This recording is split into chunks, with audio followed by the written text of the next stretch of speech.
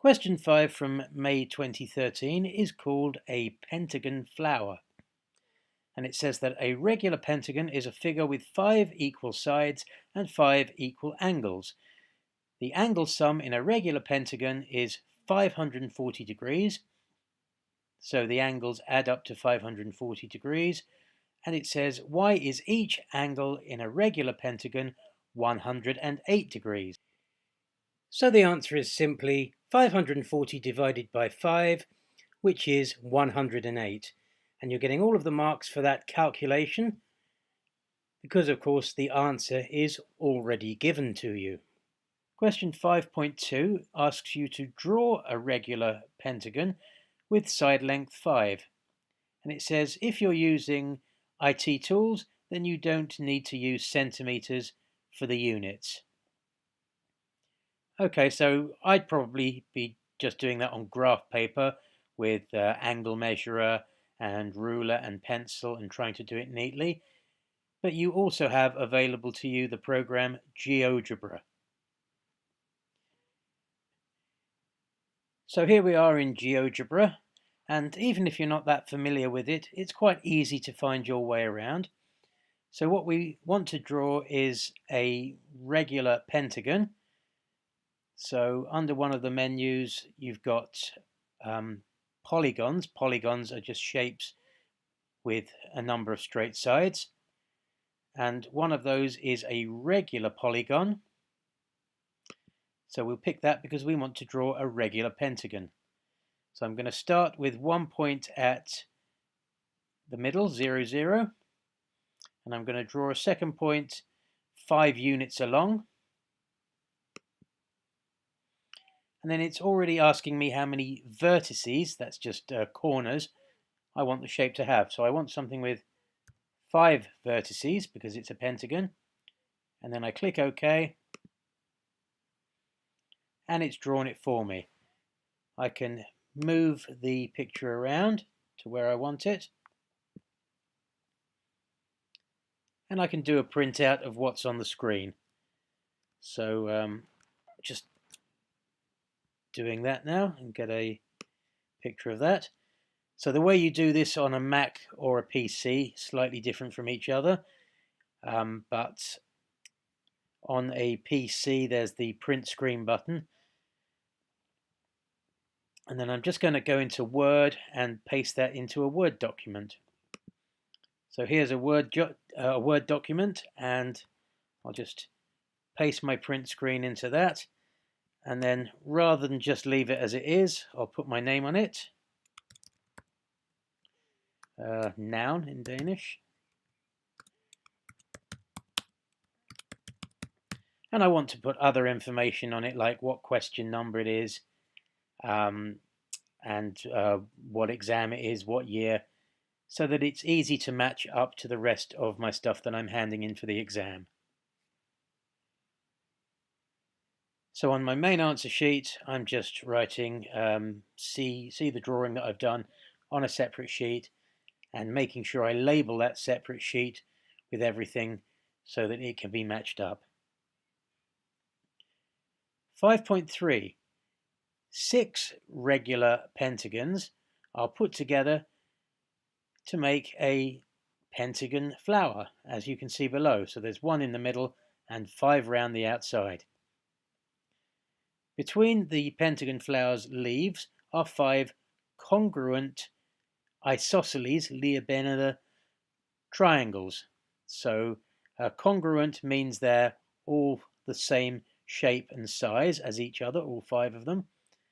And isosceles Leobenida means that they've got 2 equal sides. Explain why 2 of the angles in each triangle are 72 degrees and why the last triangle in each, or rather, why the last angle in each triangle is 36 degrees. Okay, well, we already know that it's 108 degrees in a pentagon. And these pentagons are on a straight line with the triangles. So the triangles must have an angle of 72 degrees in, because a straight line is 180 minus the 108 in the pentagon leave you with 72. So the two equal sides are 180 minus 108 because they lie on a straight line with the pentagon. And then the third angle at the top, well, we've got two angles that are 72. A whole triangle adds up to 180. So the third angle must be 180 minus the two 72s, which is 36. So that's because the angle sum in a triangle is 180 and we've already got two 72s. So the marks there will all be for the calculation and explanation here. You won't get anything for the 72 and 36 because you're already given that information in the question. So it's all about how you explain it, how you calculate it to get those marks.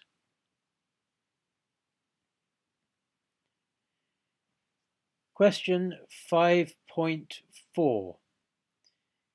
It says that the edge of a pentagon flower has been coloured blue in the drawing above. Well, it doesn't look blue to me, so I'll just make that a bit more blue.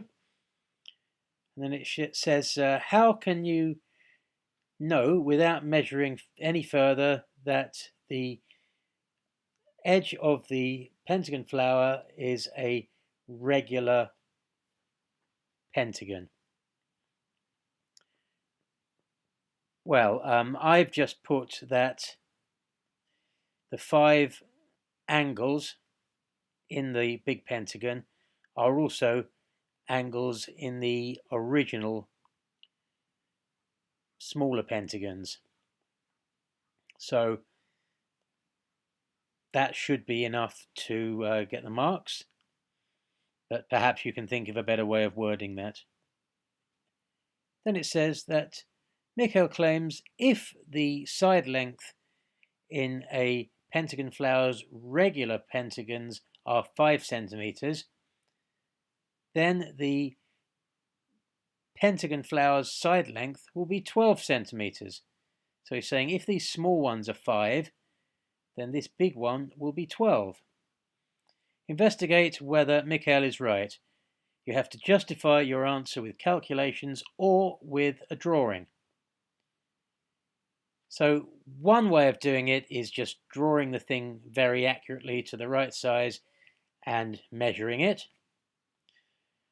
You could use some calculations and then it turns into a trigonometry question. Let's have a look at that. So first of all, let's think about that little triangle in there. Now, we know that the two pentagons are 5 centimeters each. So if we can work out the bottom length in that little triangle, then we can work out the whole side length. So looking a bit closer at that pentagon, at that triangle, it's an isosceles triangle. And it's got two side lengths of 5. We already know that because it's the sides of the pentagon. And it's got an angle at the bottom of 72. We can split that into half and just think about a right angled triangle.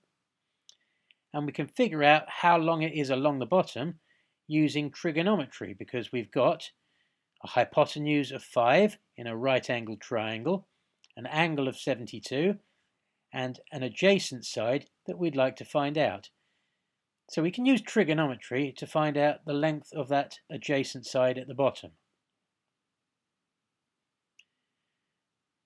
So let's think about my trigonometry flowchart.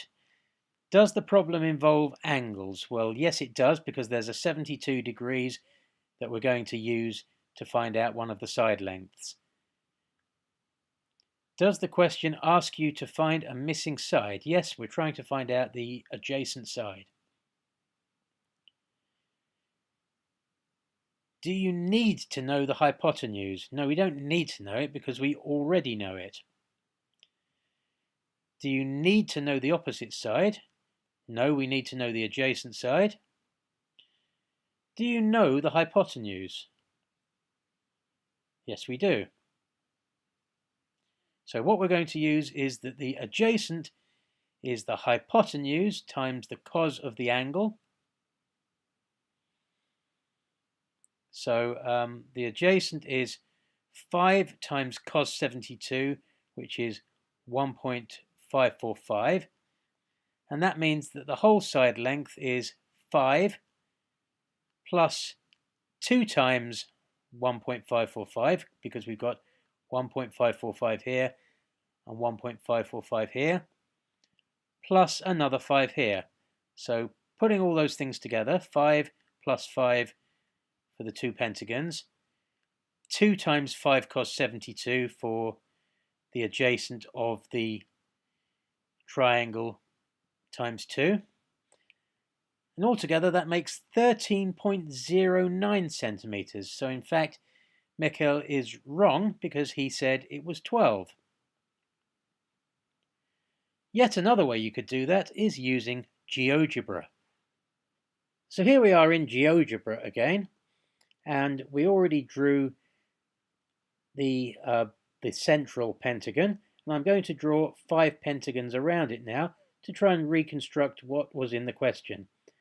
So I click on this thing for regular polygons. Now I always draw these anti-clockwise, so I want to go that way round. If I try and put the points the other way round, clockwise, then it'll end up in the wrong place. So starting at D and then E, it asks me how many corners I want. 5, click OK, and then it immediately draws another pentagon. I need to zoom out a bit, so let's just do that. And then let's draw another one. Point there, 5 vertices or corners, and it draws another one. And then a point there, and a point there, 5 vertices, and it draws me another one. So I keep doing that. 1 there, 5, okay. And finally, to go anti-clockwise, so 1 there, and 1 there, 5, okay. And then let's draw a big pentagon around it. So let's go here and here, 5 vertices, and it draws the big pentagon around it. Now, if we go to one of the other tools for lines, one of the options is to draw a line segment. So that's different from a line because a segment just starts and stops at 2 points. So if I click on segment, then I can draw from one corner to another a line for one of the sides. And then over here, it's told me how long that line is. And that's 13.09. And of course, 13.09 is what we got before from the trigonometry. So what we can do with this is do a quick print screen of it. There we are. And we can go into Word.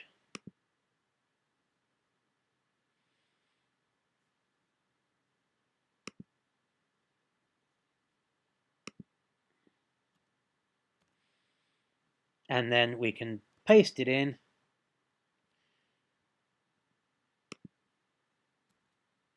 And remember to label it with whatever question number it was, 5.5 or 5.6, but whatever it was. Label it clearly. So here are my final neat answers. So for the last question, 5.5 it was, I've included my trigonometry calculation. I've made the comment Mikkel was wrong. And then I might think about also submitting the thing that I did in GeoGebra as well, just to back it up, and of course highlight the fact that I've got the same answer both ways. The marks for this, 43444.